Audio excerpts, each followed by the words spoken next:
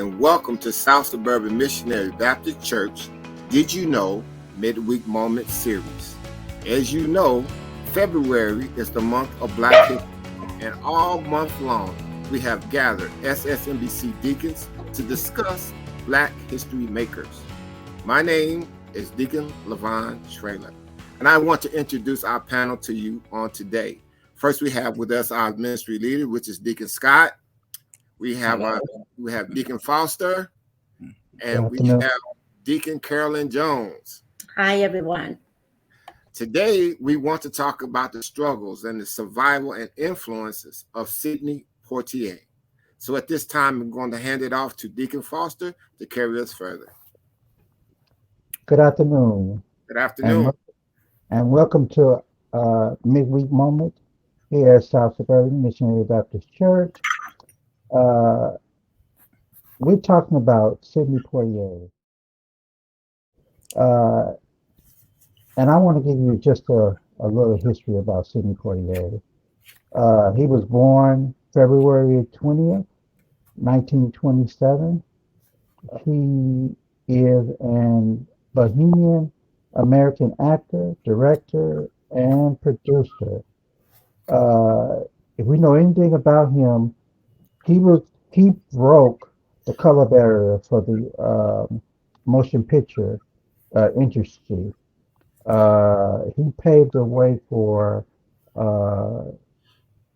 actors like Denzel Washington and Jamie Foxx and stuff like that, people like that. And so I want to get to our discussion. And our first discussion is, what struggles did Sidney Poitier face during his lifetime? Well, I'll start off. I tell you what, I know Sidney Poitier, being a Black man at a time where Blacks were very few in television. Most time, Blacks were portrayed by white folks in blackface. And oftentimes those folks who, Black folks who did get the job, they were stereotyped as, and playing roles that were demeaning to the Black race. Now, Sidney Poitier had a struggle because he was from the Bahamas. He came here as an actor, and his first roles that he tried to get, he was turned down because of his accent. And because he had an accent, he had his struggles was to lose the accent, and he went and he learned how to talk without an accent, and then he started back. He tried again, and then he was successful in getting some roles. Now, you said that he that he may have some struggles, but his whole thing was to change the stereotype of Black people. He refused roles that were portraying Black people as, in demeaning roles. So that's the struggles I see he had. And I also see the struggles that he had trying to do what you were blessed to do, and that was to act. Mm-hmm. And he had problems trying to do that because of the color of his skin. It had nothing to do with his acting ability. It had all to do with the color of his skin. And that's why they tried to get him to take roles that were demeaning and things that they wouldn't give to anybody except the person that they were trying to make feel small, basically. So I think his struggle was, like we've said about other history makers, his main struggle was being Black, being born Black. That was his struggle. And so in order to get to where he wanted to be, he needed to do a few things that was pleasing to them. Like Mhm. Deacon Taylor said, try to lose his accent and and not talk in the language that he was grown up in, not to talk that language. And so if by chance any struggle was, I know that had to be a struggle as well, because you're a teenager now, you've been talking like this since you All were your life. born. You're right. And so now you got to try to fix this, and you're trying to fix this to please people because you want to be who you want to be. So I think that was one of the struggles that he probably had. Yes. And I just like to piggyback on Deacon Scott and Deacon Trailer, is that because Sidney Poitier was not so much a people pleaser. He was a person who wanted to have that. He was a person who wanted to stand out. He wanted to make a difference in his life, and for him to do that, he found out that he had to take, as Deacon Scott said, he had to take some roles that he was not pleased with, that he was not pleased with. But those are the roles that he was not pleased with. But he also, that it also opened a door for him. It opened a door for him. And after they opened the door for him, there was nothing that he knew that he could not do after that. Okay. And if we know anything about struggle, we know that it's something that is troublesome, something that requires force, or something that restrains you. Um, but I think in his sense, uh, having a struggle was a good thing for him, Hmm. uh, because of what he accomplished. So when we think of struggle, we think of it being bad, but in this case, it was good Hmm. because he accomplished what he set out to do. Uh, and so, with that in mind, how did Sidney Poitier survive adversity?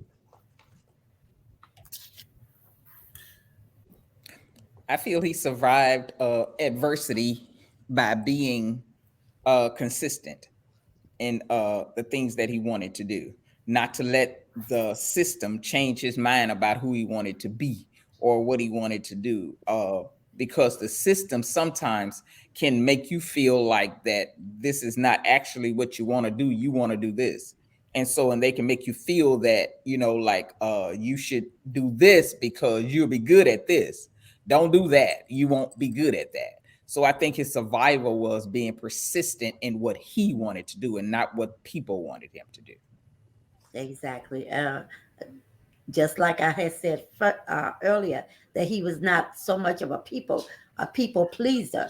He was one who wanted to stand out, and for him to stand out, he had to stand on what he believed in, and so he went.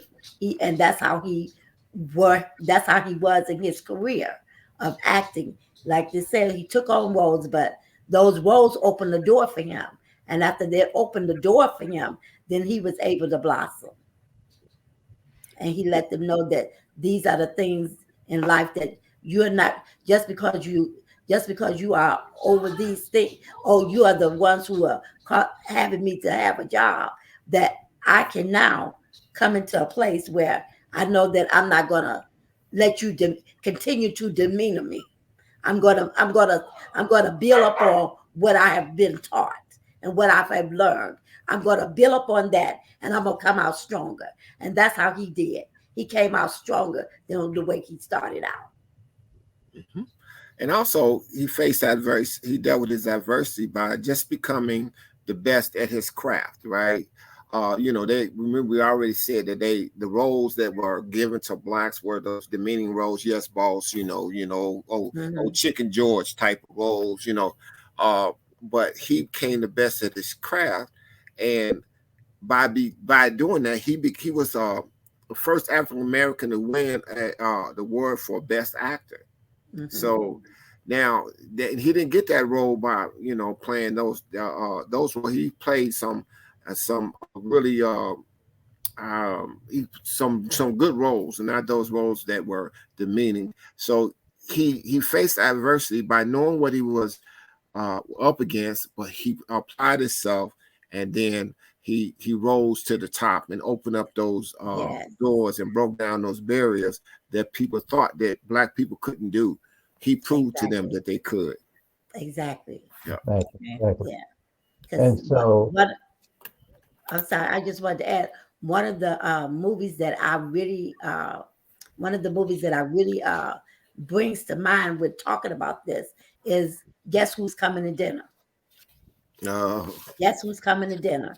And when you know, for you all who don't know about that movie, was that it was a white it was a white family whose daughter decided to date someone black, and the black person that he was dating was Sidney Poitier, and he was the one who was the guest of who was coming to dinner, and it showed how uh, he broke down the barriers.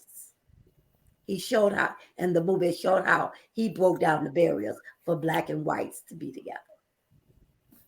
okay. amen. Mhm.